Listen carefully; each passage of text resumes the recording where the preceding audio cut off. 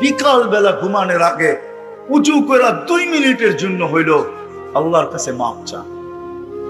আপনি যদি বলেন মাপ চাইলে কি হবে, তো আমি কোরআন দিতেছি, ইন্নাল্লাহা ইউহিব্বুত তাওয়াবিন। কোরআন তো বলতে পড়তেছি না, ইউহিব্বুত তাওয়াবিন ওয়া ইউহিব্বুল মুতাতাহহিরিন। আল্লাহ নিজে বলতেছে, বান্দা পারিস না, তওবা কর। তাওয়াবিন আগে আনছেন, মুতাতাহহিরিন পরে আনছেন। তুই তওবা করতে দেরি, আমি তোকে পাক করতে দেরি করব।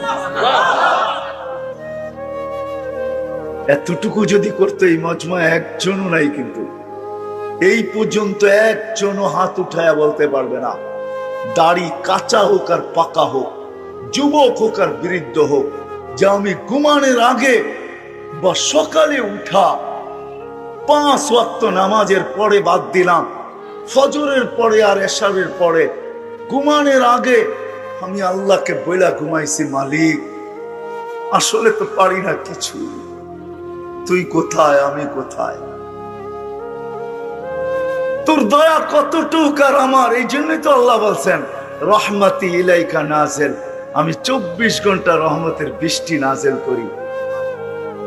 ওয়া মাসিয়াতুকা ইলাইয়া সাঈদ, তুই 24 ঘন্টা আমার দিকে নাফরমানি পাঠাস, তা সত্ত্বেও আমি রহমত পাঠাইতে থাকি।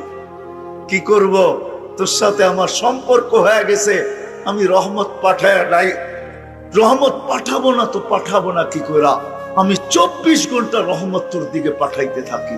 কেননা তোর সাথে আমার এক সম্পর্ক হয়ে গেছে, আমি তোর সাথে আবদ্ধ, তোকে আমি পালবো অতদিন পর্যন্ত যতদিন পর্যন্ত তুই সীমানায় পা না রাখিস।